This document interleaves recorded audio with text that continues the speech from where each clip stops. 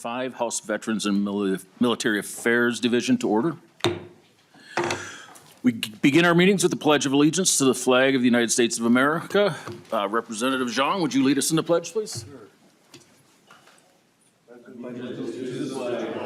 United States of America, and to the republic for which it stands, one nation, under God, indivisible, with liberty and justice for all.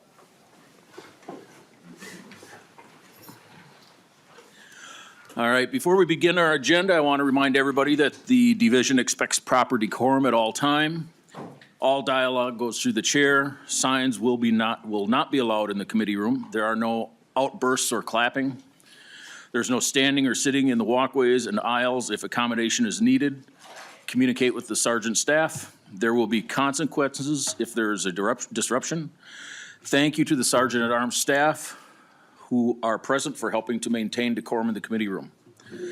Since this is our division's first meeting with all members in attendance, we will begin with the introduction of members and staff. Members, please tell us your district and the communities you represent and your professional background, and staff, please tell us your role in the House. And we'll start down in the end down there. Hello, my name is Kyle Schwab. I am the DFL researcher for veterans. Thank you. Hi, everyone. Representative Sandra Feist. My district is 39B, which is parts of New Brighton, Columbia Heights, and St. Anthony. I'm very excited to be on this committee. I worked with veterans advocates my first session in 2021 on the Veterans Restorative Justice Act, and I'm really excited to be on this committee with all of you. Thank you. Hi, I'm Josiah Hill. I represent District 33B, which is over in the East Metro from Bayport, Stillwater, Oak Park Heights, all the way up the river, including part of Forest Lake. I'm a high school English teacher for the last 25 years, and so just excited to be here. A lot of veterans in the family. Hello, everyone, and good morning. I'm Carrie Raybrower. I represent 35B, which is the eastern half of Coon Rapids, 2 precincts of Andover. I am filling the very, very big shoes of Representative Jerry Newton, who is near and dear in his heart to all veterans issues, and I hope to just do my best for him and for all of you. Thank you. Good morning. I'm Representative Mary Frances Clardy. I represent Inver Grove, Sunfish Lake, Lilydale, Mendota Heights, and West St. Paul.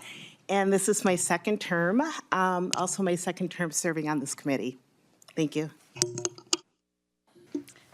Good morning, Amanda Hemmingson-Yeager. I represent South Maplewood and about half of Woodbury.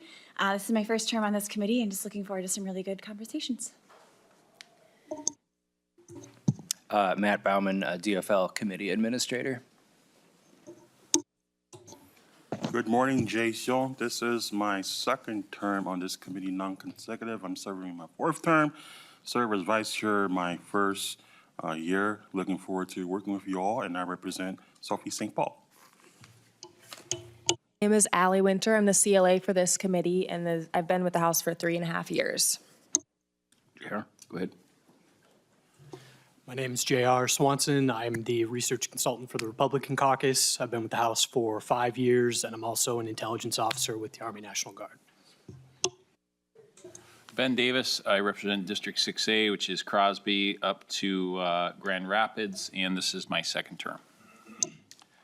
Good morning. Aaron Rapinski from Winona, Minnesota, representing District 26A. I'm a former firefighter, EMT dive rescue member, and I'm also currently licensed U.S. Coast Guard Merchant Mariner Master Captain.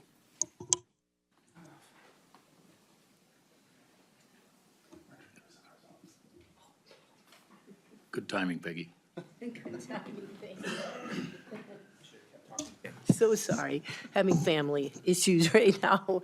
I'm Peggy Bennett. I'm from Albert Lee. I represent District 23A, and we have a great group of veterans in our area and a great group of veterans that have come to testify today, so I thank you for that. It's an honor and a privilege to be on this committee, so thank you.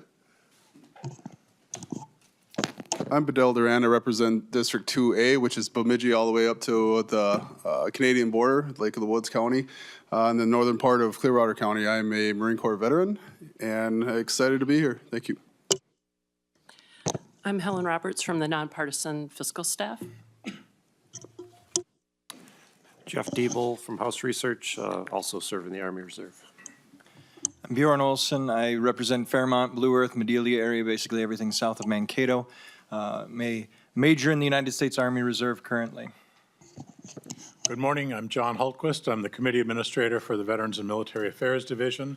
I'm also the Committee Administrator for the Public Safety Committee, and I've been with the House since 2011. I'm Representative Matt Bliss. My district is 2B, which is parts of 7 counties in northern Minnesota. Basically, if you draw a line from the lower shores of Upper Red Lake to just north of Detroit Lakes, that's my district. I kind of encompass or circle the Bemidji area. This is my 4th term on this committee, and I'm looking forward to serving with all of you. I served in the Navy, and my entire family, brothers, were all military. My father was military. I had 7 uncles that served in World War I, and probably way beyond that, but that's all I know about. So happy to be here, and I just want to make some opening comments on this committee. We like to run this committee in a nonpartisan fashion. We leave our R's and D's at the door. Representative Newton was great for that, and I was honored to serve with him in this committee, and he was a great leader. I hope to follow in his footsteps. We don't, again, no partisan tricks in this committee. We're here to serve the veterans, and that's all. So if any questions, feel free to come see me, and we're looking forward to a good meeting today. The next item, were you gonna?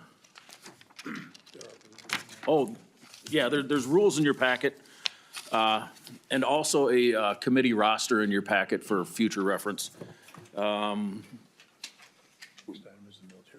Okay, we're gonna go that way? Oh, okay. Sorry, a little confusion this morning. The next item on the agenda is the Department of Military Affairs Agency presentation. Please state your name and begin. Welcome, General. Good morning, Mr. Chair, committee members.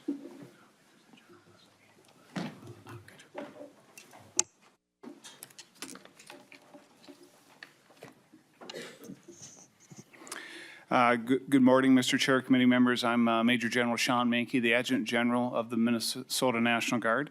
Thank you for allowing us to come here today and present to this committee on the Minnesota National Guard. Next slide, please.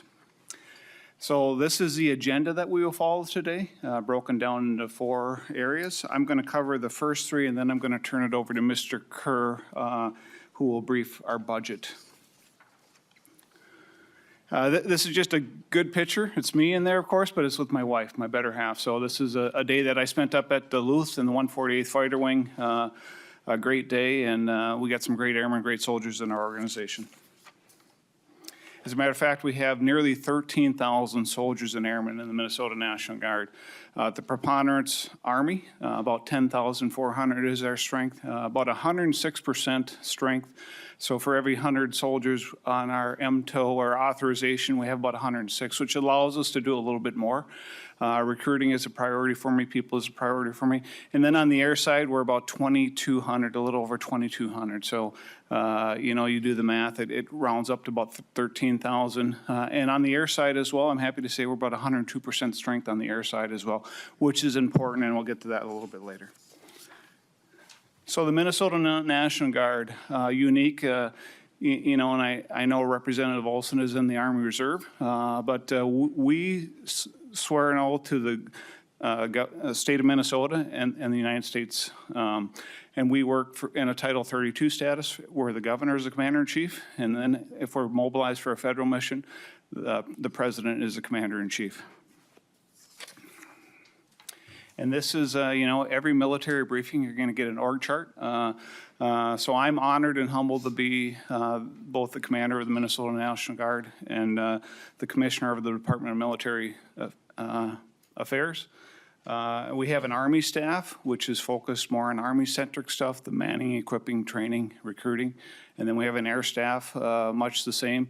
And then we have a joint staff that handles some of the budget stuff, the employment for domestic missions, your state missions, and the uniqueness, as I said earlier, of the National Guard is we have a federal mission and we also have a state mission.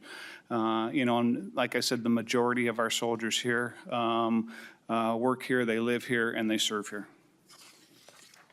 So this is what the Minnesota National Guard is comprised of. So the straw diagram, the people on the left are full-time employees. So the top is state employees, the majority of which are paid through the cooperative agreement with federal dollars. But we have about 400 Department of Military Affairs state employees. And then we have Army National Guard full-time employees, both through the Army Guard Reserve and the Federal Technician Program. It's about 13.5% of our force. So of 10,400, you can see we have about 13.5% that are full-time. And then on the air side, down below, I said there's a little over 2,200 airmen. On the air side, we're about 27% of our full-time force make up that. We are located throughout Minnesota. Many of your districts have armories in them. We're in over 50 communities, and we have 63 armories and facilities within the state of Minnesota. And I'll just let you read this. This is the vision. So we want to be able to fight our nation's wars, protect our country, respond to the state's emergencies while remaining a trusted organization in the state of Minnesota. My three priorities, people, modernization, and partnerships, and tying those all together is communication. Next slide, please, Don. And this is just an illustration how that works. We're a people-centric organization. We have to modernize, and then we rely heavily on the partnerships within the state of Minnesota and out of the state of Minnesota. And tying all that together is communication across the force. The Army is a people-centric organization. As I said, on the Army side, we're about 106%. The ability to man our formations, keep them full, has been a strength of the Minnesota National Guard. Consistently, when we deploy our organizations, our formations, we deploy them at a high state of readiness, a high state of personnel readiness, oftentimes full. And we have been able to keep our formations full. It's something we work at, it's something we prioritize, and keep them moving. Modernization. Modernization is important for the Minnesota National Guard because it allows us to be relevant. It allows us to be interoperable with both the active Army and the active Air Force. It helps with retention. I mean, everybody wants to have nice equipment, good equipment, well-maintained equipment, new equipment, and it allows us to do our dual mission. As a matter of fact, the federal government is investing heavily in your Minnesota National Guard. On the Army side, there's over $2.4 billion being invested in the state of Minnesota, the majority of it in our Armored Brigade Combat Team with joint light tactical vehicles, brand new M1 Abrams tanks, and other vehicles to support that. On the air side, the Minnesota Air National Guard has been identified to receive C-130Js, the next model of the C-130. Right now we're flying H-3 models. The first tail is expected to arrive on the ramp in January of '27.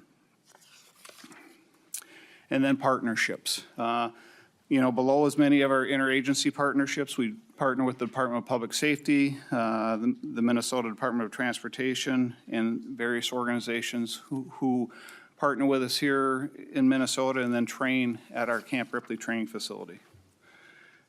Two federal sponsored partnerships are through the state partnership program. Croatia is one of our countries. We send soldiers over to Croatia to serve as subject matter experts. Croatia, we've had the relationship with them for over 25 years. In 2026, we will celebrate our 30-year anniversary of the state partnership program. Norway is our other partner. Right now, the Norwegian exchange is going on. There's about 100 Norwegian soldiers at Camp Ripley right now, training with the Minnesota National Guard. And there's 100 soldiers and airmen in Trondheim, Norway, training with the Norwegian Armed Forces. This has been going on for 52 years. And recently, 2 years ago, we signed a state partnership program recognized by the Department of Defense, and this allows us to broaden and deepen our partnership and relationship with Norway. two different countries. Croatia, former Eastern Bloc country, coming into NATO. They have fielded UH-60 Mike Blackhawk helicopters, which we have, and they are fielding Bradley fighting vehicles, which Minnesota has in their 1st Armored Brigade Combat Team. Norway, on the other hand, is they fly the latest version F-35 fighter aircraft. They have C-130Js, and they have an Armored Brigade Combat Team as well. So the training, interoperability, and the partnerships that we can do together to forge a relationship and go stronger together. When the Ukrainian war kicked off, the first contact from the Ukrainian Armed Forces was to the California National Guard, who has celebrated a state partnership program with Ukraine for over 30 years. It's the relationship and the trust that is built through those relationships. Most people, when they come into the National Guard, stay in the National Guard. And in the smaller countries, when they enter the military, they don't move around as much as our Title 10 or active duty service members do. So the relationship and the trust factor has grown through that partnership. Next, I'm going to highlight briefly the units of the Minnesota National Guard, many of them in your districts. We have our Joint Force Headquarters, which is here in St. Paul. Camp Ripley training area, I've got a slide on that, so I'll talk about that a little bit later. Our 133rd Tactical Airlift Wing is at Minneapolis-St. Paul Airport, and then our 148th Fighter Wing is up in Duluth. And then the 34th Infantry Division is headquartered at the Arden Hills training area, but there are 34th Infantry Division soldiers really all over the state of Minnesota, to include the 1st Armored Brigade Combat Team, which is a brigade, which is about 5,000 of our soldiers in the Minnesota National Guard. And then we have the 34th Combat Aviation Brigade, which is headquartered down here at Holman Field. And then we have a regional support group, which is in Brooklyn Center. 84th Troop Command, headquarters up in Cambridge, Minnesota, and the 175th Regional Training Institute, which is up at our Camp Ripley installation. Camp Ripley, 53,000 acre training site up near Little Falls, borders the Mississippi River, tremendous resource. Not only used by the Minnesota National Guard, used by many National Guards neighboring states, as well as our interagency partners. State Patrol runs their academy up there. The DNR runs an academy up there. MnDOT does their snowplow training up there.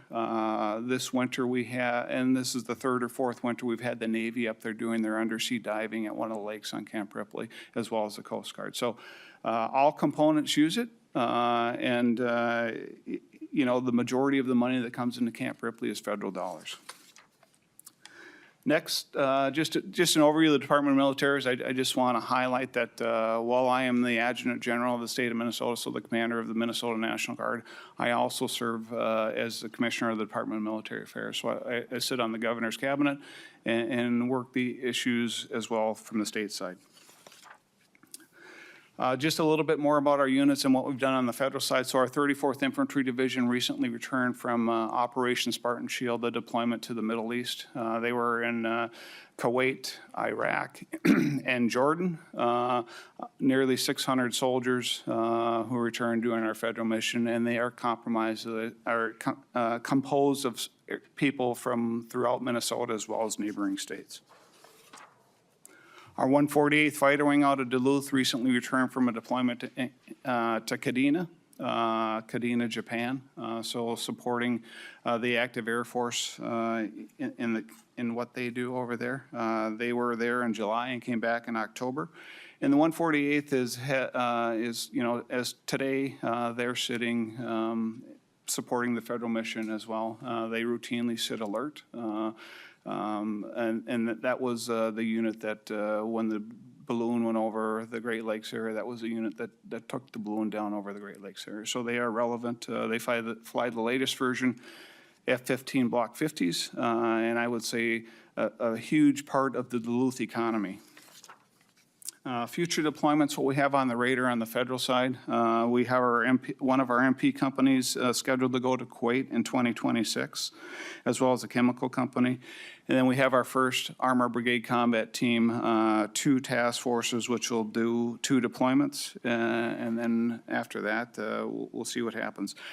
the demand for our forces continues to be there. It's not as much as it was during the surge, but we continue to cycle soldiers and airmen on Title X missions to meet our national defense strategy.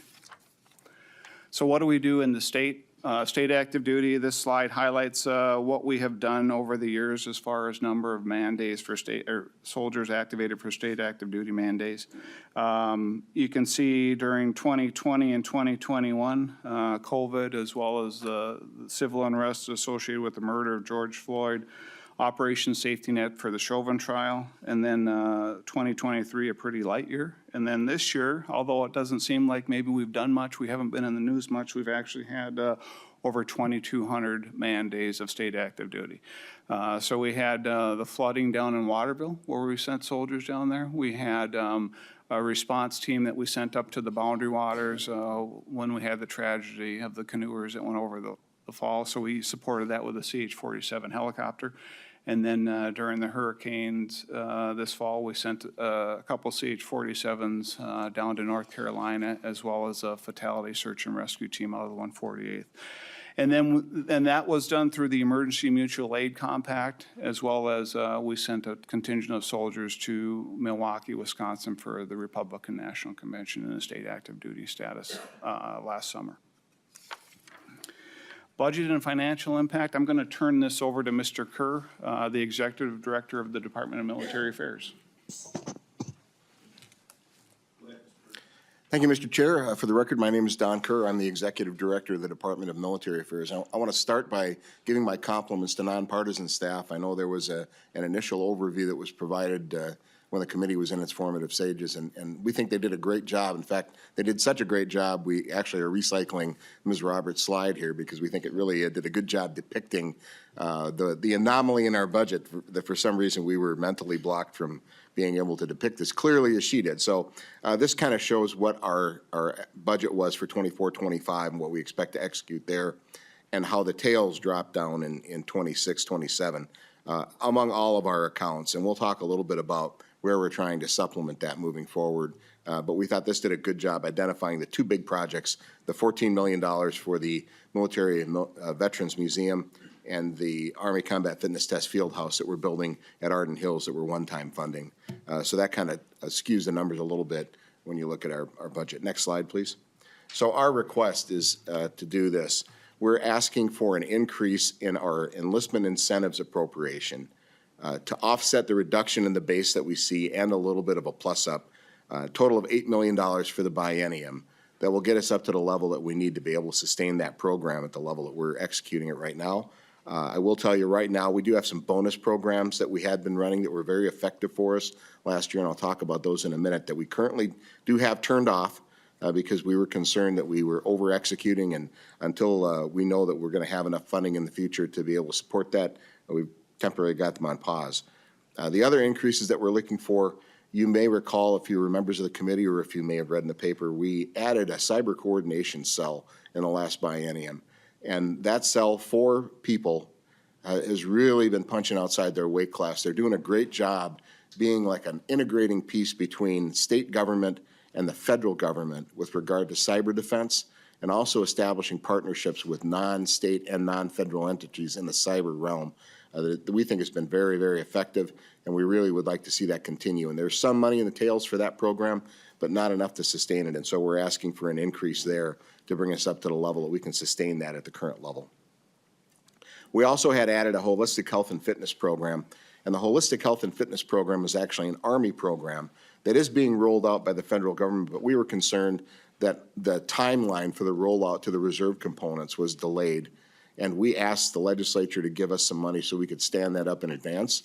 The legislature was gracious enough to do that, and we had that program up and running, and partly because of that, we now are on the funding list starting in FY26, federal fiscal year 26.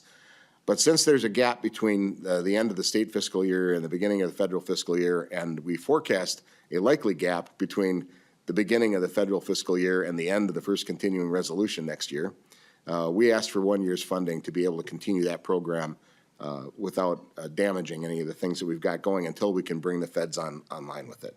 And then we've also got a small operating adjustment, about $200,000 in 26 and about 427 for agency operational incremental costs. Next slide, please. So this is just a different depiction of that. Shows what our request would be then, the total appropriation, $30 million for 2026, 33.5 for 2027.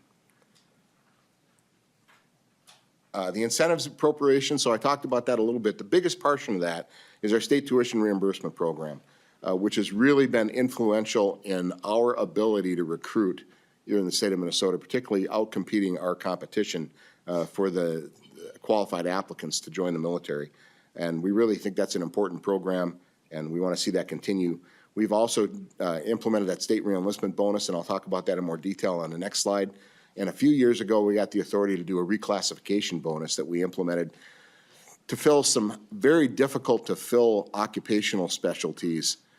We felt that we could find serving soldiers who were interested in making a change and could be incentivized into some of these very difficult to fill occupational specialties, many of which that require long school times and things like that. And then there's also a medic recertification bonus. Basically pays our medics a bonus to stay certified as EMTs.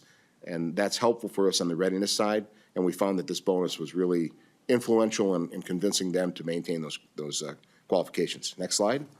So this is the state reenlistment bonus numbers, so that the level of effectiveness, I think, is really testified to here. So in 22, we influenced 149 service members to continue to serve.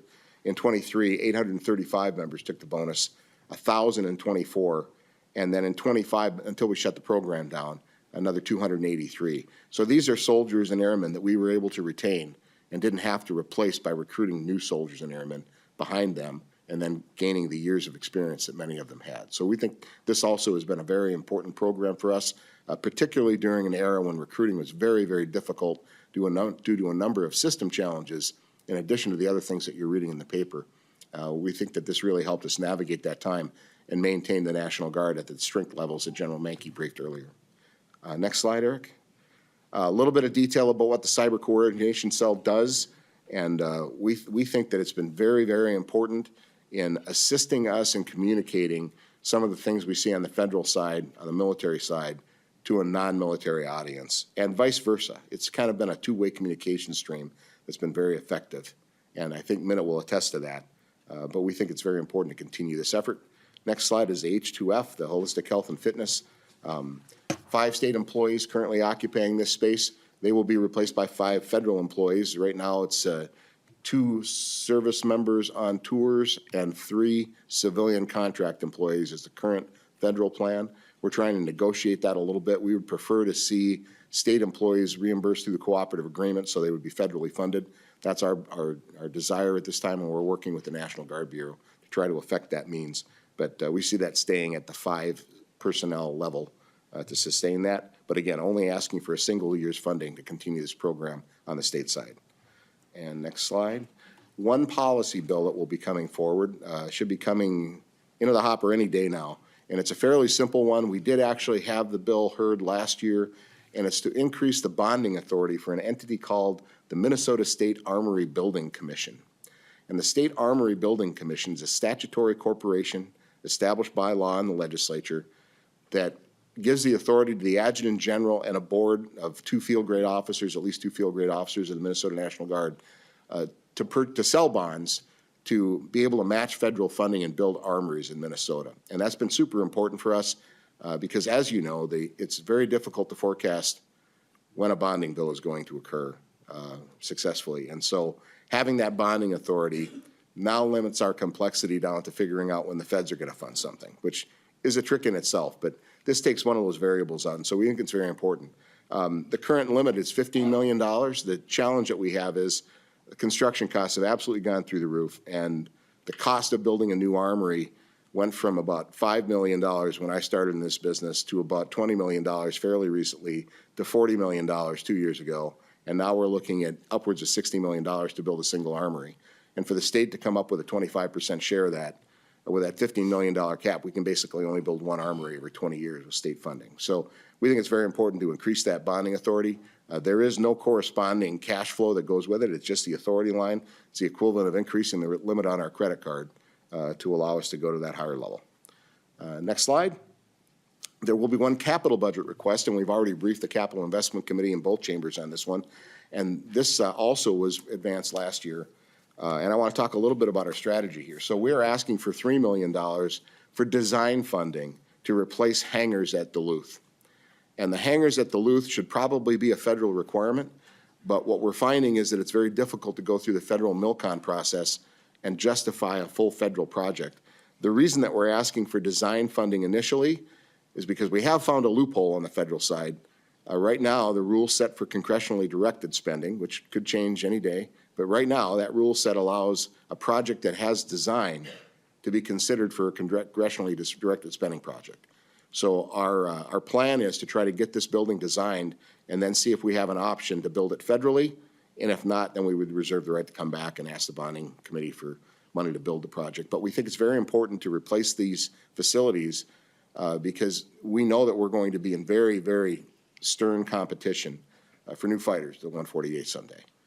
We're in good shape right now, but you have to play a long game here. And if we don't have the facilities necessary to support the operations of fighters in Duluth, we probably won't be competitive to get fighters in Duluth, and that'll be a huge economic impact to the Duluth area. So we think it's a good investment to make. It also does make a huge difference because the picture on the left, you'll see that hangar, the paint's coming off. Do we have them in this? Let's go next slide. No, we didn't have it. We have some other slides that show the interior conditions. It's almost like it's out of a Wile E. Coyote cartoon. We have this massive electrical box on the wall, and right in front of that electrical box is a pallet standing in about 3 inches of water. And I just can't imagine walking out of that pallet to throw that switch while you're standing on top of the water. And there's just some really interesting things. And these hangars need to be replaced. The Air Force doesn't plan on operating in northern climates for some reason, but outside today in Duluth, it's just not a good place to keep a multi-million-dollar jet. In the hangar makes a lot more sense, and we think it's important to replace these hangars so we can continue to be viable in Duluth. Next slide. I'll turn it back to General Mankey or answer any questions the committee may have. Are there any questions from the committee? Representative Feist? Thank you, Mr. Chair. It was a general question, not a budgetary question. Is that all right? That's fine. Great, thank you so much. I really appreciated the information about all the work you do in the state, and I was just wondering if you could talk about the difference between Title 10 and Title 32 orders and kind of how that affects your operations. Thank you. General Mankey? Mr. Chair, Representative, so a Title 10 order when we mobilize to do a federal mission, think of it, so a deployment, anytime we send soldiers overseas, it's on a Title 10 order. So there are lines of authority go to the Commander-in-Chief, which is the President. On a Title 32 order, it's all of the training that we do here, CONUS-based. It's when we go to a school, we're on a Title 32 order. When we come in and do our individual drill weekends and our annual training, we're in a Title 32 status. So the authority goes, the governor is the Commander-in-Chief. Although we're training for our federal mission 95 to 98% of the time, it's a Title 32, and it's the way that the funding comes through to us, and the authorities more than anything are what differentiate it. Representative Feist? Yeah, thank you so much for that answer. And I was just curious, under a Title 10 order then, would that ever be something where you were deployed within the state of Minnesota? General Mankey? You could be deployed on a Title 10 order within the state of Minnesota. Sometimes Title 32 status is reimbursed with federal funding. Think of some of the COVID stuff was reimbursed with federal funding, but for the most part, we were still, I think, in a Title 32 status here in the state. It is possible that you could be in a Title 10 mission. I think the reason, and I'm not an expert, but I think the reserves and other people that are in the state of Minnesota doing training, they're always on a Title 10 status. Representative Olson? Thank you, Mr. Chair. For both of you, I think this question is, and it remains the same one that I asked 2 years ago and last year regarding state active duty orders that our soldiers are on.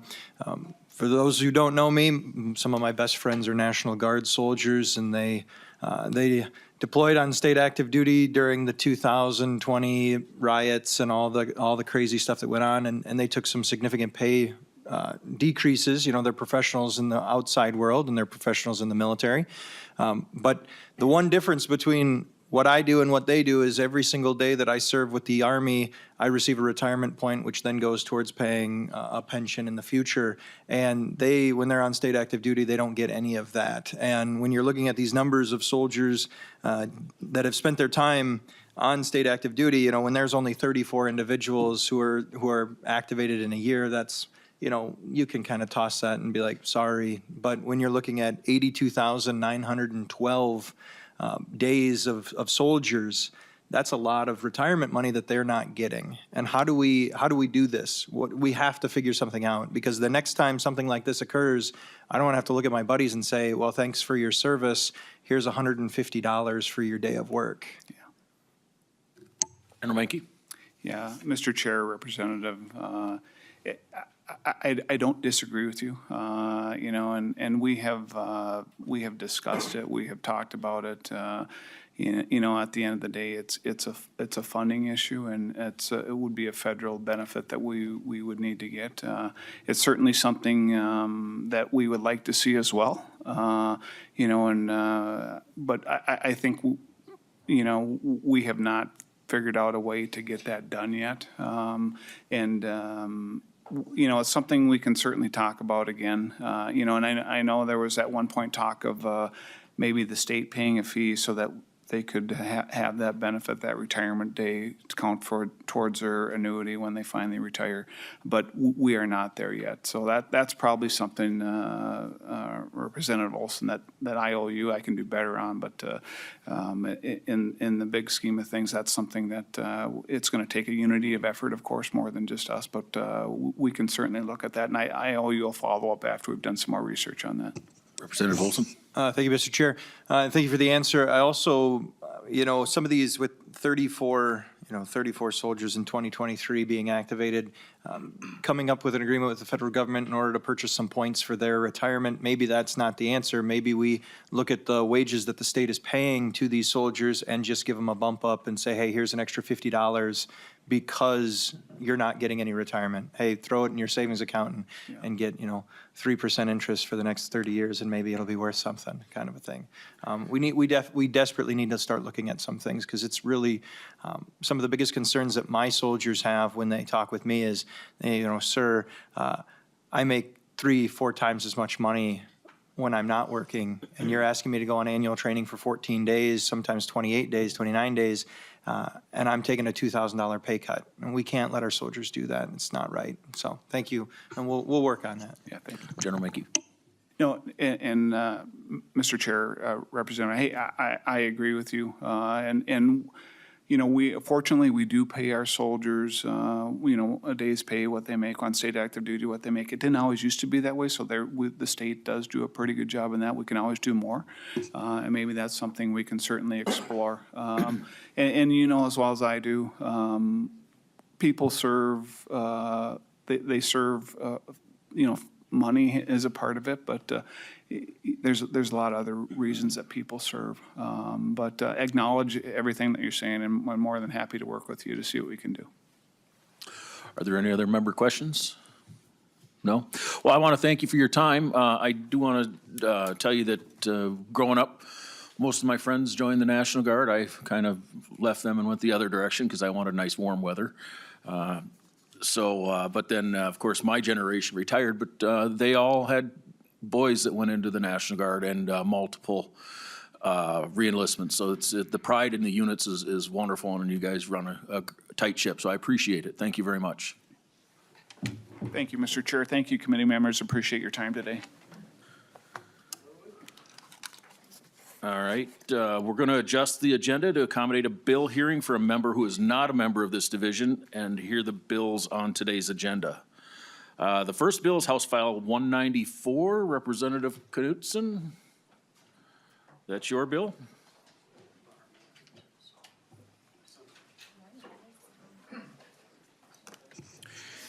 And Representative Knudsen is not a member of the Veterans and Military Affairs Division, so I will move that House File 194 is recommended to be re-referred to the Taxes Committee. Representative Knudsen, begin your testimony. Good morning. Thank you. Thank you, Chair Bliss. Thank you, Lead Zong, members of the House Veterans Military Affairs Committee, for giving me the opportunity to have this hearing on House File 194. This bill relates to the Disabled Veterans Homestead Property Tax Exclusion. The program provides a property tax benefit to qualifying veterans by reducing the value of their home for property tax purposes. Surviving spouses of disabled veterans continue to receive this exclusion benefit after the veteran dies until or unless the surviving spouse remarries.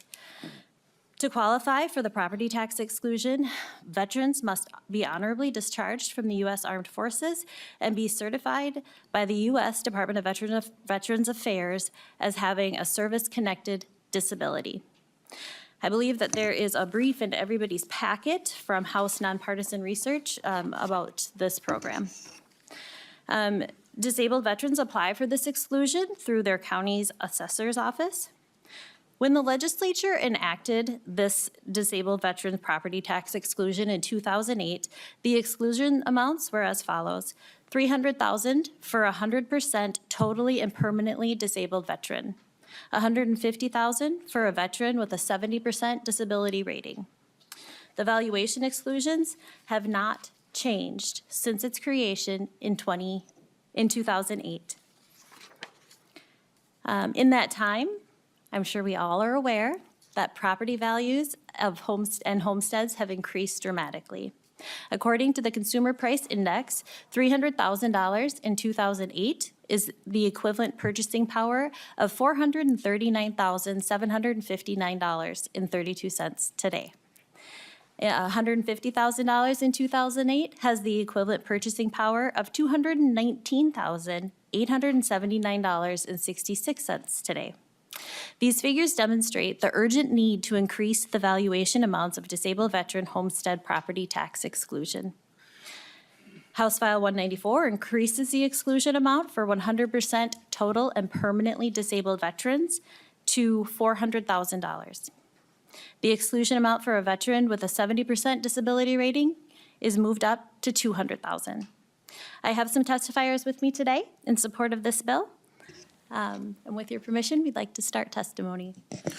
Thank you. Please state your name and begin your testimony. Good morning. Good morning, Mr. Chair. I'm Trent Dilks, Legislative Director for the Disabled American Veterans Department of Minnesota. I appreciate the opportunity to testify on this. I've been working on this property tax issue for 10 years. And we've had some significant changes we've been able to do. We added recipients for those who died as a result of the surviving spouses of those who died as a result of their service, DIC recipients. We were able to get rid of the 8-year time limit on it. And we were able to really address some other things that used to expire, and surviving spouses, mostly widows, would find themselves facing a property tax bill 8 years after their veteran passed away. During that time working on those issues, this was kind of always out there. It was out there as the cap, but I would get 1 or 2 calls. And it was kind of easy to say, hold on, we're working on some other issues. We're trying to take care of surviving spouses. We're trying to get rid of the 8-year limit so they don't lose their home after they lose their veteran. Within the last 2 years, this has become the #1 call I get from veterans. 4 out of 5 calls is about this issue. It's no longer just affecting a few veterans in some of the more costly areas of Minnesota. It's affecting and impacting veterans all across Minnesota. It's affecting and impacting surviving spouses. I just looked at the most recent number, and a surviving spouse of a veteran who dies as a result of their service will see a 59% decrease in the monthly pay that comes from the VA for benefits. And now they're seeing that the exclusion that we fought so hard to make sure they got is lessening and lessening in value every single year. 17 years is a long time to not address this. This is not even inflationary, as the representative pointed out. This is sub-inflationary to what it would have been and the original intent of it. So it's not an expansion. It's just trying to catch it up a little bit with the time. We do support the increase of this amount. I'm hearing from so many different ones. I just had a Vietnam veteran who had called me, and he is terminally ill as a result of his exposure to Agent Orange. And his concern, he bought his house with his wife right after he got back from Vietnam in the early 1970s. It happens to be in an area of the metro where values have gone up and up. The home is still modest. It's you know, where they raise their families. And now as he looks at leaving behind his surviving spouse in the near future, he is very afraid that when she sees the reductions in benefits, she will not be able to afford the property tax bill and the modest family home that they have lived in, and she won't be able to remain there. I'm getting calls like this over and over from veterans and from widows and surviving spouses. There are some additional changes, and I've talked with the author of this bill about it, that we'd also like to see addressed. And hopefully either this one on the next stop, I know there will be other legislation, an opportunity to put in an amendment, but we need to make some technical changes. There's the word honorable throughout this throughout this statute. And it throws into confusion because if you're receiving 70 to 100%, your service has been deemed honorable for the reason of benefits. Now, there are a lot of different technical reasons, medical discharges, general discharges. People were thrown out, maybe it was during COVID or those sorts of things. And the DOD takes a long time to upgrade discharges. They're focused on people who are currently in. So if you were kicked out under Don't Ask, Don't Tell, you might wait 10 years before, because the law says they have to upgrade it, but it might take them a decade. What I'm saying is anybody who's been rated 70% or greater in Minnesota has already had that reviewed by experts and has been deemed honorable service for the reasons of benefits. So asking assessors to wade through all of that and the technicalities and the language is something we'd like to see resolved. We already have, they must have been service connected at 70%. So I'm hopeful that we can get that amended in at the next stop. As well as some other equal or lesser value. That was a bad compromise 6 years ago, when we put it in there for surviving spouses. Ultimately, they have earned this benefit, they have the right to it, and we'd like to see them be able to utilize it properly without having, again, to put extra stress on the assessor's offices and things like that. It becomes technical when they're moving across state and into new counties and looking at home values across different markets. And as far as the increase, we're fully supportive of getting an increase. We would like to see if there is a way to try to fix it so we don't have to come back in 3 years. It wasn't done, and now it's been 17 years. So obviously progress is slow sometimes around here, and we would just as soon get it fixed once and try to get it attached to a specific measure that monitors property tax and escalates with it. And as far as the fiscal impact, this is the last thing I'll say. As I'm compiling the numbers, I will give them to the committee here. I don't have the report ready, but as you look at the county by county breakdown and those with properties that are over 300,000, and once you get outside of the 7-county metro, the property tax shift is minimized because median home values are still 230,000. So we hear some complaints out of maybe some of our greater Minnesota counties, some concerns about this, but as we dig into the numbers, we're not seeing a great shift in those. And in the counties where the biggest shifts would happen with the values over 300,000, a much larger property tax base, which keeps the percentage of the shift extremely low. Mr. Chair, I will get those numbers out to you and for disbursement to the committee as I go through a county by county breakdown. I'm working with the Minnesota Department of Revenue Property Tax Division, so I'm actually able to take a look at every single property in these counties, what their assessed value is, and how much would be impacted. So that's more to come, but I appreciate the opportunity to testify at this point. Thank you, Mr. Dilks. We have some questions, but we're going to hold off till all of their testifiers are through. Sure. So. And when you come to the table, please state your name and start your testimony.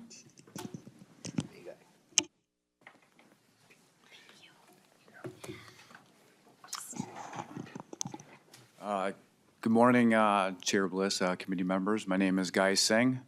I grew up in a small town, middle of a cornfield in St. James, Minnesota, and joined the United States Army right after high school, came back to Minnesota 20 years later, and now I'm a county service officer in Rochester, Minnesota. Just like what Trent was saying, as a service officer, I see so many Vietnam veterans and their surviving spouses on a daily basis. And I think this is where it's most impactful.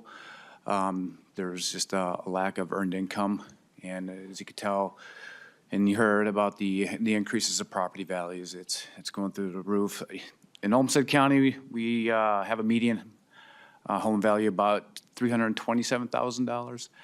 And I think we have 72,000 homes and 607 military members that are veterans and surviving spouses that take advantage of this benefit. So I don't see it's a huge ask for these service members. For my experience using the benefit in a very unstable portion of my life, leaving the military, coming in back into the civilian world, this benefit was extremely valuable to me. Me trying to come back into the civilian world after being in the shelter of, or the umbrella of the military, the U.S. Army, and trying to find what was right for me for employment. So with my family, it's been a huge benefit. Everything gets focused on them now with kids' activities, and I got a 9-year-old and a 12-year-old that just can't stop eating. So, yeah, and that's really all I have to say, unless there's some questions for me. Thank you, Mr. Singh. We'll, if you just hang around for a little bit, we'll get to questions in a little bit. We have one more testifier, I believe. Thank you. And when you get to the table, please state your name for the record and begin your testimony. Good morning, Mr. Chair and committee. My name is Brett Sample. I'm the Executive Director of Forgotten Heroes Ranges and Retreat. It's a range we're building for wheelchair and amputee veterans to use for free. We have the Air Force building it, and we just raised the money for the materials they need. Now, the other thing I'll say is I'm also an Aiken County Commissioner.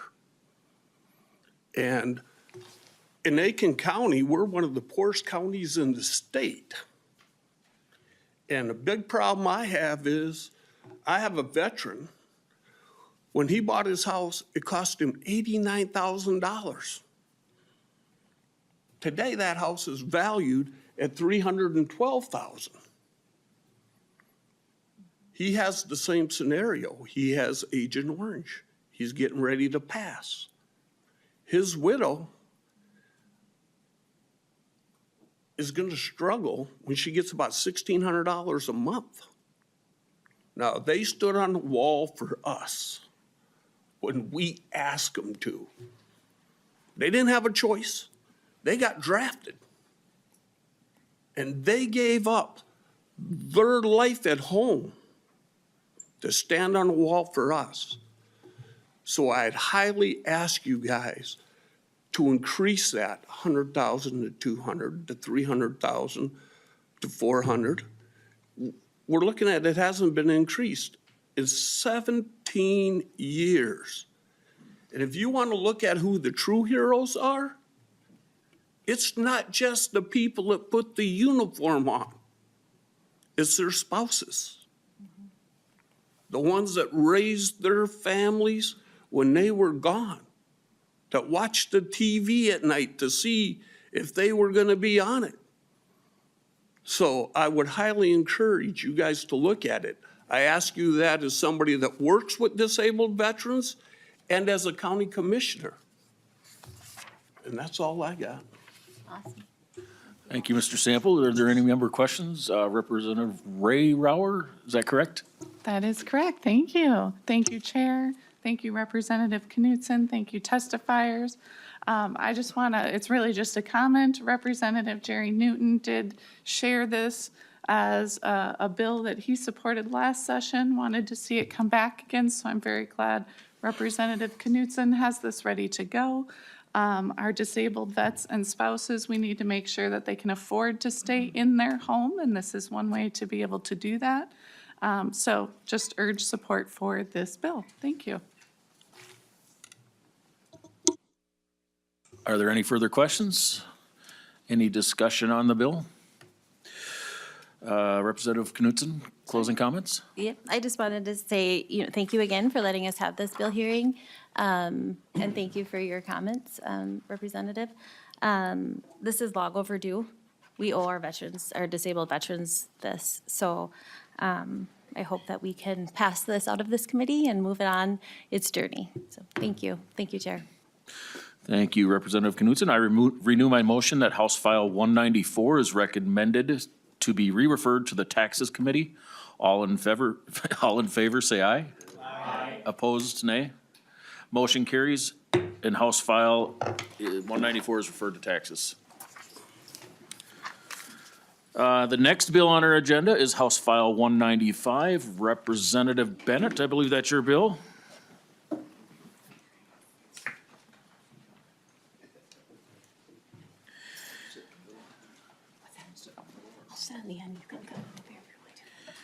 And Representative Bennett, would you like to move that House File 195 is recommended to be re-referred to the Taxes Committee?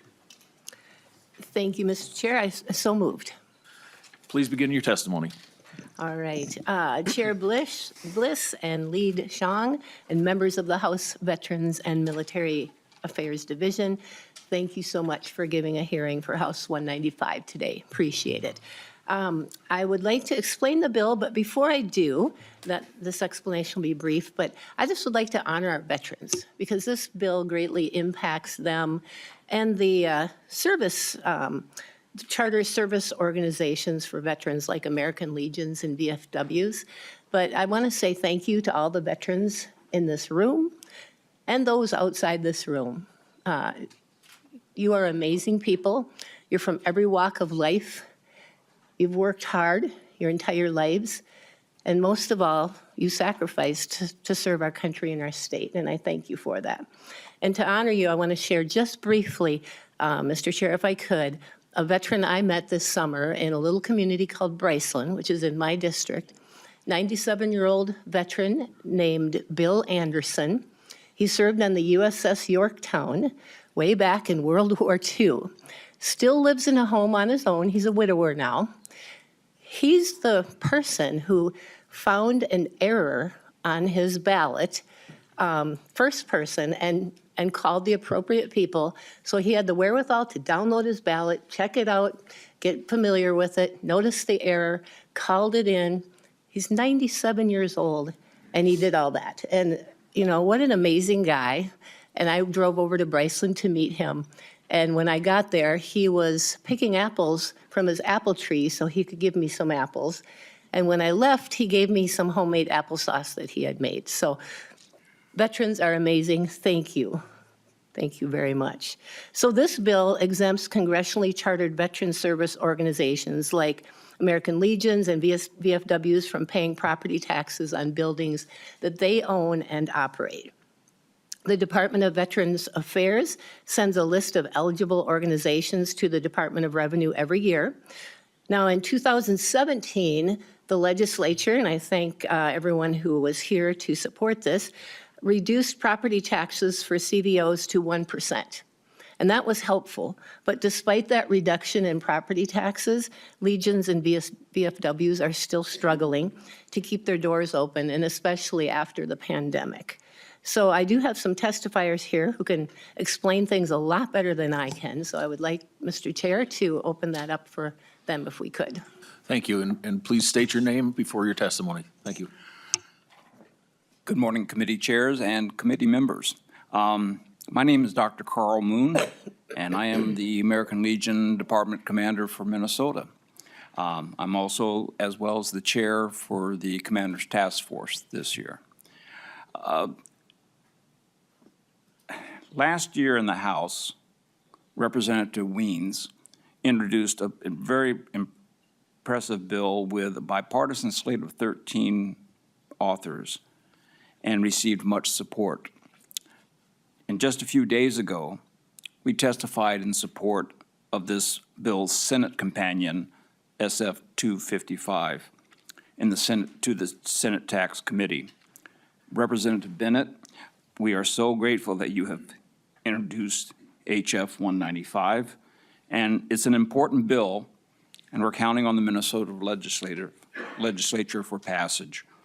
I have in attendance with me today David Stalen, the VFW commander, and also Alan Gramstad, the adjutant of the Mora Legion Post 201. We'll go into more detail on their issues after I finish my presentation.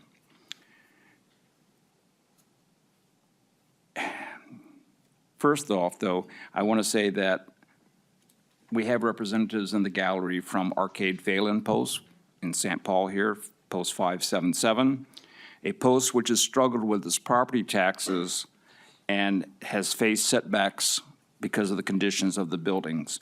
These were covered by both the Star Tribune and St. Paul Press, and they're at risk of losing their building.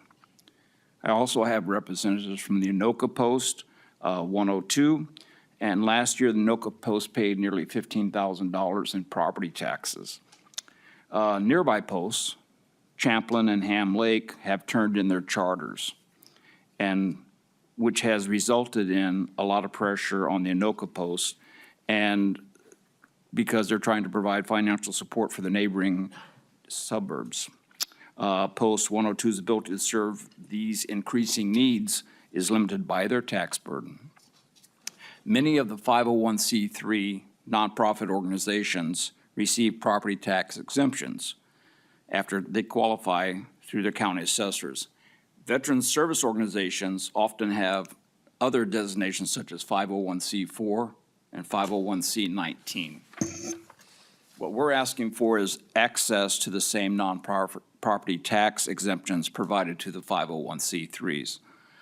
Congressionally chartered veterans organizations have a federal requirement of reporting their volunteer and charitable efforts directly to Congress every year.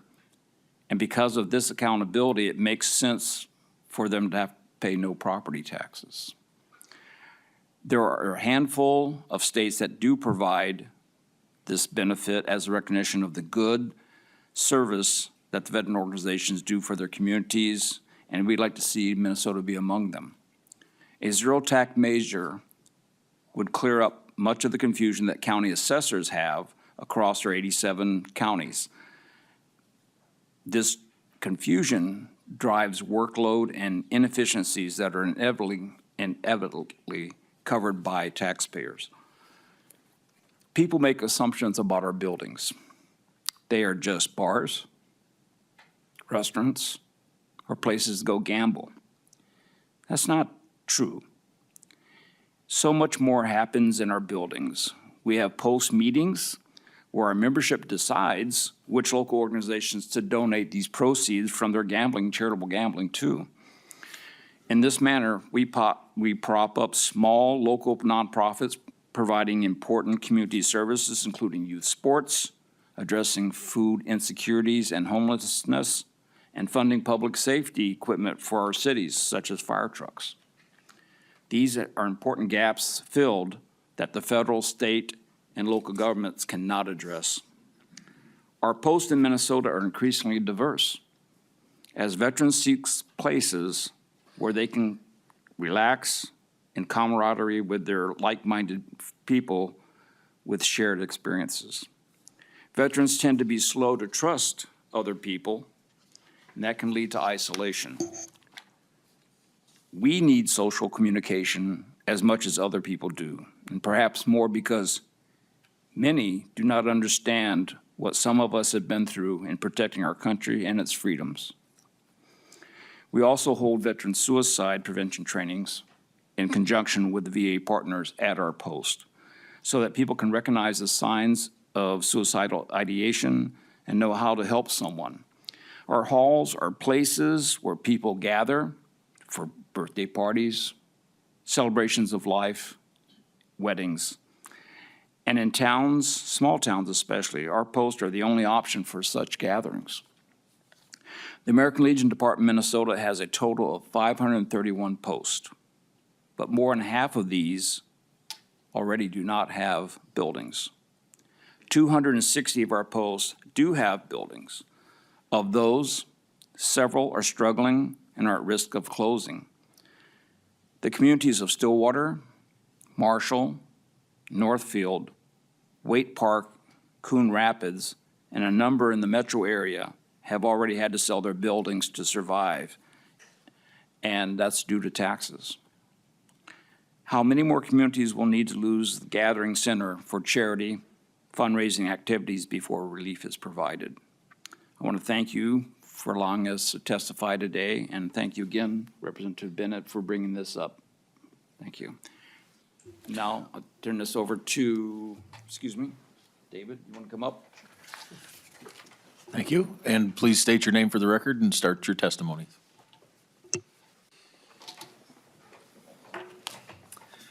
Good morning, Chairman Bush, members of the committee. My name is David Stalen. I have the honor of currently serving as the state commander for the Department of Minnesota Veterans of Foreign Wars, and I represent 188 VFW posts across the state of Minnesota.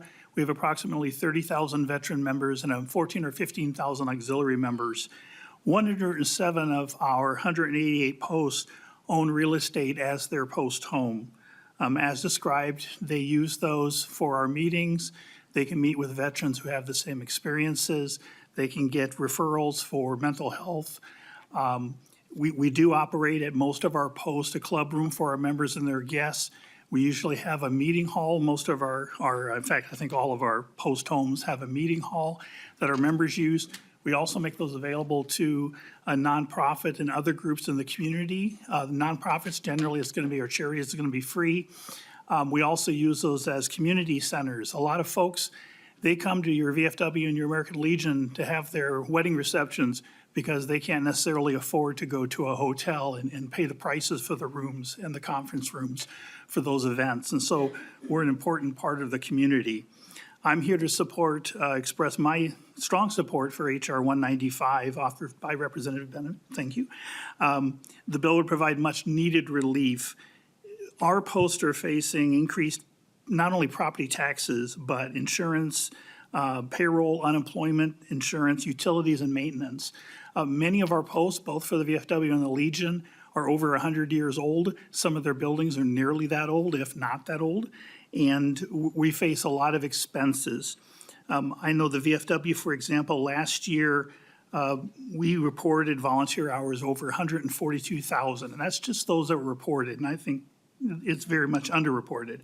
And the dollar value of those volunteer hours is, by VFW National Headquarters, is estimated to be worth $4.5 million. And those are volunteer hours that our members and our auxiliary members are donating in our communities. But our posts are struggling. My own post, Cottage Grove, Post 8752 in Cottage Grove, we own our building. We can pay our bills, but we don't have much money in the bank. And so if we have a HVAC unit go out, we end up going to our bank and having to borrow money to replace it. So we do have charitable gambling, and we use those funds to donate to the community. In fact, Minnesota VFW Post donated $2.6 million to the community last year. Many of those gambling funds, though, can't be used for the post itself. Only a small percentage can without an exception from the Gambling Control Board. And so any kind of relief we can get, such as reducing the property tax to zero, would allow us to take care of ourselves, either to use that money for more of our charitable work or to help make improvements at some of our post homes. My own post, again, in Cottage Grove, we really need to replace our parking lot. And at this point, we can't even afford to resurface it and restripe it, let alone actually tear it out and replace it, which we really need. And so any relief we can get would really help. And we appreciate all the support for veterans. And this is one way that the members of the legislature and the people of Minnesota can thank veterans for their service, both while they served in the military as well as their post-military service to the community. Thank you. Thank you, Mr. Stalen. And we have one more testifier. Is that correct? Yes. State your name and begin your testimony.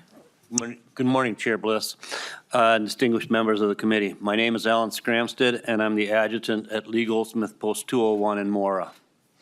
I have 3 members of our post here with me this morning, and we are here to support the Legion in its quest to get this bill passed. Our post is an original post organized in 1919 when the American Legion began. We have a storied history of supporting veterans and helping in our community. 3 years ago, while serving as the mayor of the city of Mora, I was searching for a location for a Veterans Memorial site. While visiting a memorial in nearby Braham, I ran into a Vietnam veteran who knew of my search for a site, and he said to me, quote, "The Legion builds it, I will donate the land." True to his word, the land was donated, and in 2 short years, we have a memorial built that honors all those that have died in battle and honors all that have served. The site also has a building that we have set up as an indoor memorial with local veterans memorabilia, uniforms from the last 4 wars, and other collections and stories of the heroes who served this state and country. Now the county wants to tax this site as a commercial property to the tune of almost $7,000, even though there is no commercial revenue generated on the property. Our post has no intentions of using the site for commercial enterprise. It's for meetings and as an educational tool for the community. I must also add that this is a county-wide collaboration between the Mora American Legion and the Ogilvy American Legion. The building itself is open to any organization that would like a quiet meeting away from the noise of the other establishments. Currently, we charge no fees for the use of the meeting room. All we ask is a donation of whatever they can afford, to include no donation.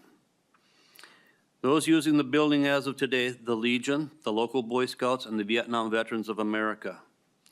To help with the maintenance of this site, the Legion runs a golf tournament and one other small community fundraiser. Most of that money goes to support Legion Baseball, the Mora Boy Scouts, and the veterans in need. Thank you for your time, and I hope your support to get this bill passed, to help posts like ours survive, because without it, we won't. I will now answer any questions the committee may have. Thank you, Mr. Scramstead. Are there any committee member questions? Is there any discussion on the bill? All right, any closing remarks, Representative Bennett? Thank you, Chair Bliss, and I know time is of essence, so I'll just say thank you for your consideration. Appreciate it. And Representative Bennett renews her motion that House File 195 is recommended to be re-referred to the Taxes Committee. All in favor, say aye. Aye. Opposed, nay. Motion carries and House File 195 is re-referred to Taxes. Next on our agenda is the Military and Veterans Affairs Agency presentation.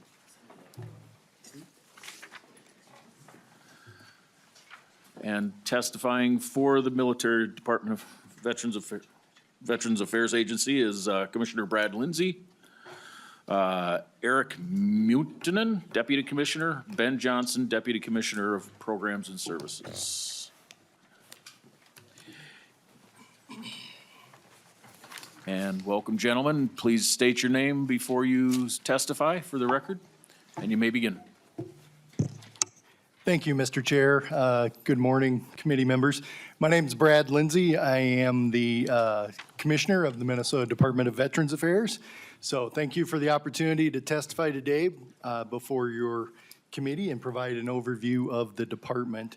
Since this is the first time I'm officially, I guess, testifying before you as Commissioner, I'll just give you a brief background on myself. I am a veteran of the regular U.S. Army as well as the U.S. Army Reserve. I served my last year in the service was in 2003, 2004 in Iraq with the U.S. Army Reserves. I've been with the Department of Veterans Affairs, as I like to say, off and on since 1999. I left for a 6-year period where I was the Homestead County Veteran Service Officer. And then came back, and then of course as a reservist, I left for a good year and a half for when I was in Iraq in 03 and 04. So, thank you again. I'm joined today by Deputy Commissioners Ben Johnson, who leads our Programs and Services Division, and Deputy Commissioner Eric Maintenon, who leads our healthcare division, and our Director of Government Affairs, John Kelly. I'm going to kick off the overview presentation and then turn it to my deputies to walk through the portions that cover their individual divisions. So this is just a graphic kind of showing you the big picture of where we're located in the state of Minnesota. So we have 8 state veterans homes all over the state in every corner. We have 4 state veteran cemeteries. And then our main office locations, I would say, are co-located in St. Paul at the Veteran Service Building, and then at the Henry Whipple Federal Building. And then probably kind of unique to us because the Fargo VA is responsible for Northwest Minnesota's veterans benefits and healthcare. We have an office at the Fargo VA regional office as well, providing assistance to veterans. Next slide. So the mission of our agency is serving Minnesota veterans, their dependents, and their survivors by connecting them with the federal and state and care and benefits they have earned. Our vision is to fulfill the needs of Minnesota veterans and their families by providing proven and innovative programs and services to maximize quality of life. Next slide. Our strategic goals are to ensure a seamless continuum of support that addresses the evolving needs of our veterans, increase veteran awareness and participation in those programs, be exemplary stewards of our resources, and develop and sustain and retain the quality of our workforce. Next. It's a little bit of a demographic slide. So there are more than 286,000 veterans in Minnesota according to VA estimates. This is one of those things we get asked often. Nobody knows exactly. These are computations made by the federal VA based off of census data and discharge data and things like that. So it's about 5.15% of the population. We serve, of course, veterans in all of our 87 Minnesota counties, and we really do that in partnership with our county veteran service officers, who by statute are required to be in every county in the state. They are boots on the ground, and we work hand in hand with them to deliver benefits to our veterans across the state. Approximately 55,000 of our Minnesota veterans served post 9/11-01. And then I'll just highlight 53% of our Minnesota veterans are over the age of 65, so we are an aging population. Next. Talk quickly about our grants out there. So we have 2 different types of grants, support our troops grants and legislative grants. Support our troops grants, you've all seen the license plates out there with the eagle, Harriet the Eagles, support our troops. We get a fee from those as well as military affairs, and we are allowed to use those fees that we recover to provide grants to organizations that serve veterans up to $100,000 each. One of our legislative grants is to our county veteran service officers. So we certify our county veteran service officers, we provide them continuing education, and then as a result of compliance with that certification, they're eligible for a grant to help operate their offices from our agency every year. And that's scaled depending on the number of veterans in the county. We also provide grants to our veteran service organizations. So each of the organizations that have spoken today all get a grant from the Minnesota Department of Veterans Affairs. And I think most of them would tell you they would have difficulty doing their mission if they didn't have that support. So we're glad to provide that because they assist us as well in making sure our veterans are reached in every corner of the state. One of our primary partners in our fight to end veterans homelessness is the Minnesota Assistance Council for Veterans. And they are, a couple of their leadership are here today, and we're proud to have them.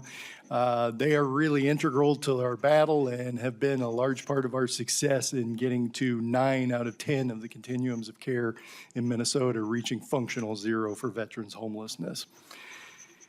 Then, as I said, we're also allowed to give grants out up to $100,000 to agents or organizations that serve veterans. We do that. We have an application period. We open once or twice a year, depending on our funding available from the license plate fees. And we have a committee set up that has members from the Commander's Task Force, the County Veteran Service Officers, the federal VA, veteran-serving nonprofits, veteran business leaders, and they vet those grants and decide which ones to recommend to me for final approval and final assistance. Other legislative grants that we have actively going on right now are with the Minnesota Military and Veterans Museum, Meals on Wheels Metro, Camp Bliss, Veterans Resiliency Project, and Veterans on the Lake. So lots of work in the grants area where we're doing a lot of good work and getting money out to organizations that just help us as force multipliers in serving our veterans in the state. And with that, I wish to turn it over to my Deputy Commissioner of Programs and Services, Mr. Ben Johnson, for his division's update.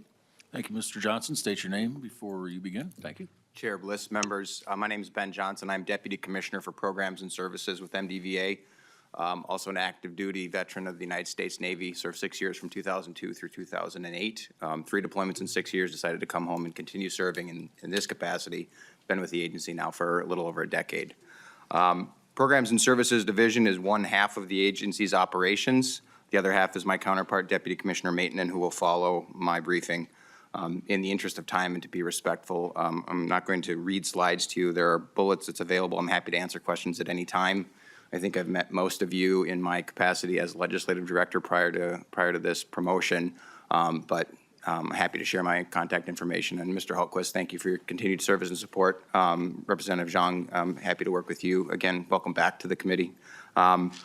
Programs and Services, again, is the half of the agency that assists Minnesota veterans and their families to obtain benefits that they've earned.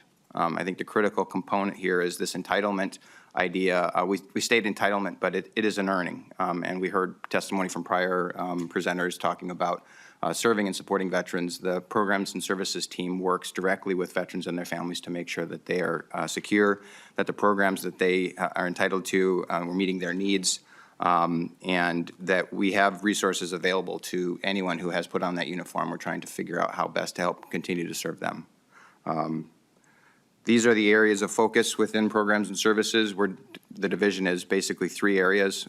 We've got our Veterans Programs and Memorial Affairs team.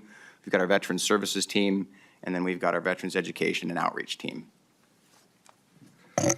So within the Programs and Services, folks, on the claims side, as you heard the Commissioner mention, our St. Paul and Fargo regional offices. The claims assistance really works hand in hand with the veteran service organizations and the county veteran service officers helping process claims, working with folks who are seeking their federal veterans benefits, whether that be service-connected compensation, non-service or voc rehab, educational benefits, really are the go-between with the federal VA in a lot of these areas.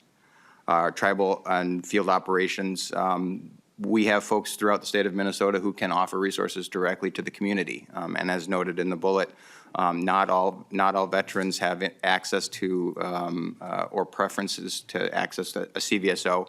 We've got representation with the tribal nations as well as the field ops, so we can meet veterans where they're at if they can't get into a county.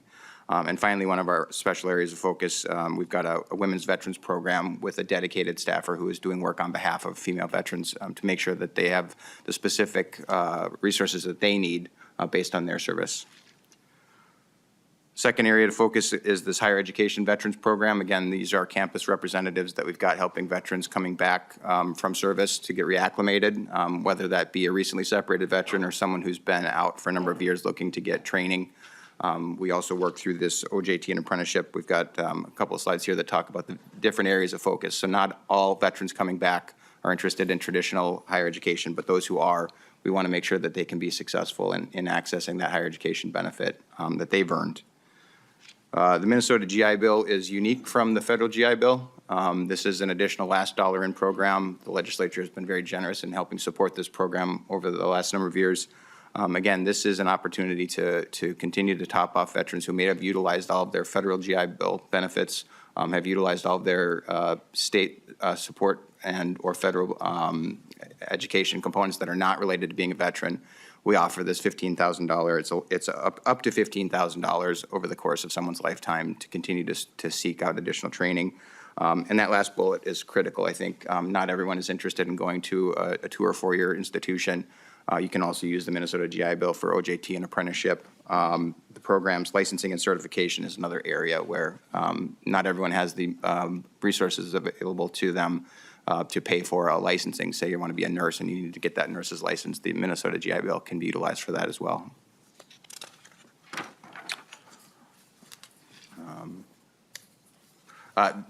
Under the Veterans Education, Occupational Resources, these are 3 other of our smaller areas, working with the colleges, working with the Department of Labor and Industry, or working with communities and the state Veterans Preference Act. These state-granted veterans preference rights, we've got a dedicated staff member, the state's Veterans Preference Officer, who can help veterans who have the veterans preference rights to be enforced. And the final decision-making there actually runs through the Commissioner's office. I hope you've heard of SSAP, lots of acronyms in MDVA and in the military, but the State Soldiers Assistance Program has just a year and a half ago celebrated 100 years of existence in the state of Minnesota, precursor to this agency, and one of the first areas of resources for veterans, again, started after World War I, making sure that returning service members had access to supports. With the State Soldiers Assistance Program, there are a lot of other areas of activity that happen under that umbrella, but that is our oldest and sort of the most useful entry point for someone who is struggling to reacclimate. Not all veterans are easily reintegrate to civilian life. Some have challenges, and working with our county veteran service officer partners and the State Soldiers Assistance Program is the best way, I think, to find a quick resolution to some of the challenges that people might be facing. And then our nation-leading program, this is a great point of access for veterans benefits in Minnesota, is LinkVet. That 188 LinkVet is managed online 7 days a week, but also has people answering the phones actively. So it's not always going to go to some digital receipt. It is a place to get an answer, and we work hard to make sure that that's up to date and that it's being staffed. One of those areas within our veterans programs portion of the team is Veteran Services Core, case management, outreach, referral, and education. This is an area, again, that offers specific resources to veterans and their families who are struggling. We partner mostly with Lutheran Social Services. They are the ones who are most successful in blanketing the state with resources. But this is legislative services. It's mental health, chemical dependency, financial counseling. We have these resources available. So in addition to some of these legislatively mandated grants to service providers, we also have the capacity to be doing work in the communities throughout the state of Minnesota through our work with the CORE program. And I hope you've heard this before as well, but we try and be a resource for veterans from discharge all the way to their passing or death. And one of those few things that I think some veterans ask for is that final resting place. We have been successful in working with the legislature and the governor's office to stand up now 4 veteran cemeteries throughout the state of Minnesota. You saw the map. We also have leadership in the legislature who authorized the addition of a 5th state veteran cemetery last year, two years ago, and we're now in the process of developing that. It is a long process. It takes probably a decade to go from authorization to a grand opening of some sort. But we are looking at the Bemidji area and are working with partners. Thank you again for the leadership there as well, sir. And finally, it was mentioned earlier, this is our public-facing dashboard. It gets updated frequently, if not daily, depending on our outcomes. All of the resources are available on this Homeless Veterans Registry. And really what this is highlighting the work of our partners, state and federal nonprofits, as well as I think one of our critical partners, again, MACV. The solution is resources, and you have been generous in supporting these activities over the years. We've put a lot of team effort, a lot of funding into securing functional zero, and we are really close. Happy to answer specific questions. I don't want to steal the MACV thunder at some point here. I hope you hear lots from them. They are great partners and do exceptional work.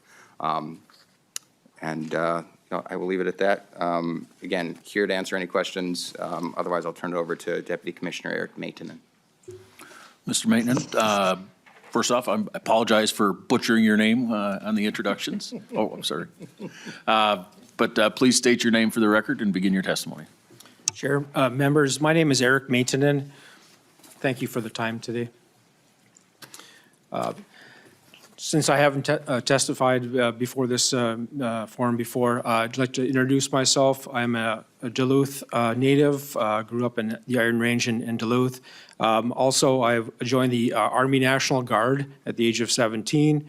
I was activated for the first Gulf War back in 1990, right out of college, and served in Desert Storm and Desert Shield. I'm really proud to be here as well and to represent our veterans' homes. In addition to that, I've also worked within Minnesota, having 30 years plus in healthcare experience, starting at Mayo Clinic, at Regents Hospital, Health Partners, and Hennepin County Medical Center.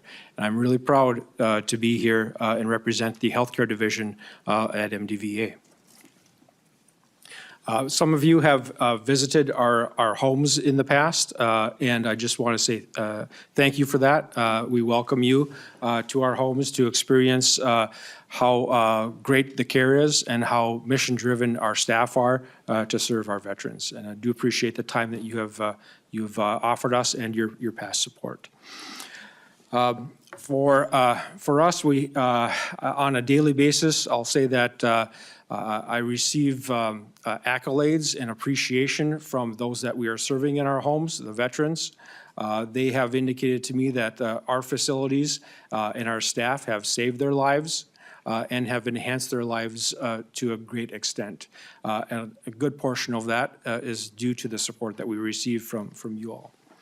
The services that we provide are extensive.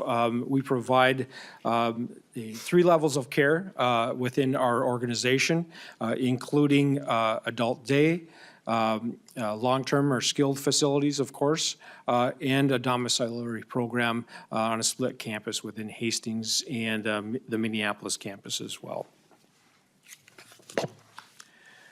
We have 24-hour operations. We provide care to more than 800 veterans, which is unique. Unique because I started my career at Mayo Clinic, where I was working as safety officer for Mayo's largest hospital, St. Mary's, which served about 900 residents, or I should say patients. Now, in this particular role, we have 900 as well that we are serving, but the challenge is that we are canvassed across the state. And it is unique and beneficial for us to be in the communities, but adds a higher level of responsibility because we're not all under one roof. We're recognized by external organizations for our levels of quality that we have achieved, including U.S. News and World Report, Pinnacle, and others, Newsweek. We're really proud of those results that we receive, and it accolades or echoes, I will say, the sentiment that I received from family members, from veterans, and from the communities in which we serve and care for our residents as well. They are all really happy that we are providing the best care for them.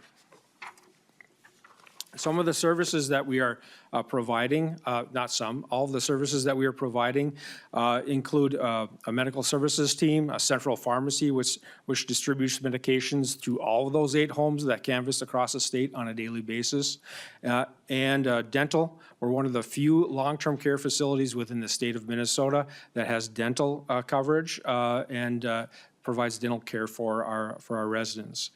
We have drug and alcohol treatment, work therapy, of course, volunteer programs, which are very extensive and appreciated by the staff and by the veterans and families that we are serving.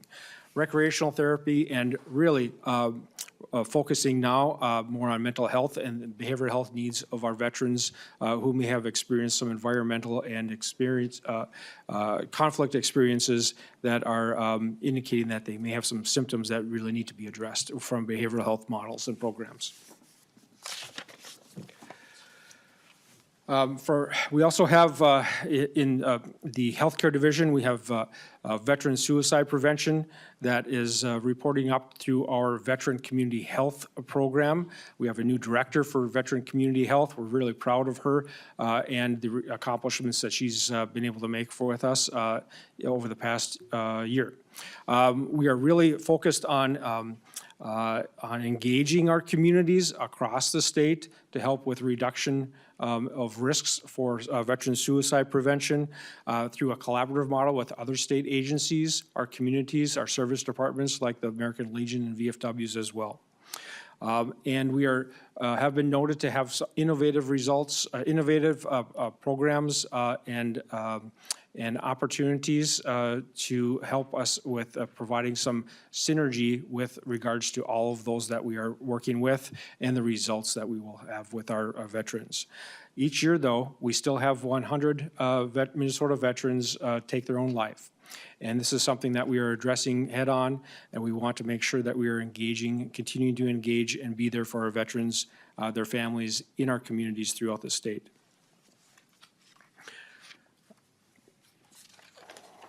I'd also like to add that we would, even though you perhaps haven't physically been able to visit some of our homes that are throughout the state, we do have now a virtual tour on our website. So I would invite you to take the virtual tour for all of our homes and have a look at the facilities that we provide our care in.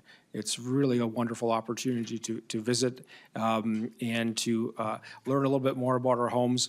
Oftentimes, we're finding that that those who are interested in being admitted to our homes, their families are having a look at this as well, and it helps them to feel more comfortable about where the next setting of care will be for them. At this point, I'd like to turn things over to John Kelly, who will help us to share a little bit more about our budget. Thank you. Please state your name and begin. Thank you, Chair and members. For the record, John Kelly, Director of Government Affairs for the Minnesota Department of Veterans Affairs. And this is my first time before the committee as well, so I'll just add that I'm also a veteran. I served 8 years in the Army National Guard and Army Reserve and did a tour in Afghanistan 2007 and 2008. I've been with the state since 2016, mostly at the Commerce Department, and I came over to MDVA in October. So I'm excited to get to work with everybody here in the committee, and I'll just take us through a quick overview here of our current budget. I would echo my colleague Don Kerr's statement to thank nonpartisan staff for their walkthrough. These numbers largely reflect what you saw in the previous hearing. And so on the healthcare side, the large component of the operating budget for the healthcare division comes from the general fund, but there's also a significant contribution from the federal per diems for the veterans, as well as maintenance fees and Medicare coverage. So the healthcare division has around over 1,200 FTEs, and we're currently working to expand the staffing levels in the 3 new homes, and we'll be coming before the committee for a future hearing in the governor's budget for an operating adjustment for that. We're not going to go into that like military affairs did, but we are looking to continue to staff up in those homes and also continue operations in our legacy homes. We also, on the programs and services side, programs and services division, also the budget for that has both the staff for the programs and services division, also the central office division, and then the various, if you see on the chart here, the various pass-through grants and other grants that the department is responsible for. The programs and services and central office FTE count is around 127. Really quickly here, just have some contact information. As the commissioner said, there is, our frontline really is in addition to our team, the County Veteran Service Officers. So there's a link there, and then we are available to stand for any questions. Thank you, and I believe Vice Chair Olson has some questions. Thank you, Mr. Chair, and thank you everyone for being here. Looking at our slides here, I'm wondering, I think we need to have a larger talk on soldier suicide. I think that instead of just one page on a slide deck, we need to have a couple more. We need some data points here. We need to see what results we're actually getting with our investment. And then when we're looking at our numbers of how much money we're spending on things, you know, I saw 3 or 4 slides that talk about veteran homelessness, which is a terrible thing that we need to eradicate. But it looks to me in our budget that we're spending $14,685,000 a year on veteran homelessness. And the numbers are telling me that there's 199 veterans who are homeless right now in the state of Minnesota, which equals something like $73,793 per homeless veteran. And then we're talking about how many soldiers are taking their lives every single year. We're losing 100 veterans every single year in the state of Minnesota, and we're investing $1.65 million. This doesn't add up in my mind. Spending 8 times more money on homelessness than suicide. Talk to any one of the individuals in this room who have served a minute with soldiers. I don't have enough fingers and toes to count how many soldiers I know who have taken their lives over the last 10 years. That I've been in the military for 12 and a half years, so I don't have enough fingers and toes, and I've got 20 of them. I haven't lost any, all right? I think we need to get our priorities rearranged here. You know, they always look at it and say, well, with more money, we can do more things. But at the same time, is a $73,000 investment in homelessness for one homeless veteran, is that worth more than the life of a soldier, in which we're spending only $16,000 per lost soldier to suicide, right? I think that our priorities may in fact be a little bit skewed here, but I'm wondering what the department's doing about it. I need data points. We have to have this, like, we got to talk about this. And I'm concerned because I've been in the military for 12 and a half years, and every year we get the same brief from the United States Army that says we're getting, 22 soldiers per day are taking their lives in the United States. Now, that number hasn't changed in 12 and a half years. That brief has been exactly the same, and I don't think it's because they're not updating their slides. I think it's because the numbers aren't changing. So please give me something more on this. Mr. Chair, Representative Olson. I'll say, first of all, it's been a ramping up. So the homeless effort began, I would say, when I was deputy commissioner. We engaged with the Minnesota Interagency Council on Homelessness and started getting serious about that. If you remember back then, the VA made the goal that they were going to end veterans homelessness within 5 years, and they put a lot of funding towards that. So we've had 10 going on 11 years now where we've ramped up that effort on the veterans homelessness side. And like I said, we've got 9 out of the 10 continuums of care in the state have reached a declaration from the federal government of functional zero. On the suicide prevention side, it's a much newer effort. We really only got funding for that 2 years ago. And we've hired now our community health navigator. What the money was for, it was titled Community Health Navigators. So one of the things that VA has found in their 22 a day, that the majority of those folks are not connected to the VA in any way. So the theory is, if we put community health navigators out in community hospitals where they may run into veterans who are going there either for a mental health crisis or for just other care, we can get them referred to a community health navigator who can get them connected to VA and to MDVA for all the services we do have. And hopefully that connection will help reduce this somewhat. So I think that's the main thing, is it's a newer effort. We've hired the director who's going to be in charge of that. We haven't hired the community health navigators yet. We have 3 staff assigned to that right now, where homelessness, I think we have 12 or 13 staff assigned to that because it's been in process much longer. But we appreciate the support, and we 100% agree that it's an effort that needs to be ramped up, and we need to continue moving forward with it. And there's also, if Eric has anything to add, but there's also very much a tie between homelessness and suicide, where homeless individuals are a large number of those veterans who are committing suicide. So if we can end one, hopefully it impacts the other as well. Follow-up, Representative Wilson. Thank you, Mr. Chair. So basically, bottom line, if this new initiative has only been going on for 2 years, that's a failure on our part to do the right thing. And this committee absolutely has to do something about this. I don't have any more fingers to count how many of my soldiers that I've lost, all right? So we got to do something about it. Thank you. Representative Feist, quickly. Quickly, I'll try. Just wanted to mention the Veterans Restorative Justice Act. We passed it in 2021, and every year I go to an annual event that celebrates the success of that, and veterans who have struggled and came into contact with our criminal legal system and were kind of forced to confront the factors that led them to that point. It's really helped with their mental well-being, and it's just very inspiring and impactful. It's not necessarily in your budget, but it's part of the bigger picture. But I did have a question with respect to federal funding. I am concerned about the federal funding freeze. A court found that to be illegal, but I have spoken with programs that are continuing to see delays in those fundings. And your federal funding, both to veterans directly and to the MDVA, is so key to your operations. And I want to make sure that if the federal government abdicates its responsibility to veterans, that we step up here in Minnesota. And I was just wondering if you could provide an update on whether you're receiving funds. Thank you. Commissioner? Mr. Chair, Representative, yes, thank you for that. You know, it's one of those issues that we, like all the other agencies, are watching very closely. So far, the VA programs that we get grant funding for, or we get funding for like per diems for those who are in our nursing homes, none of that, it's been specifically stated that none of that's affected.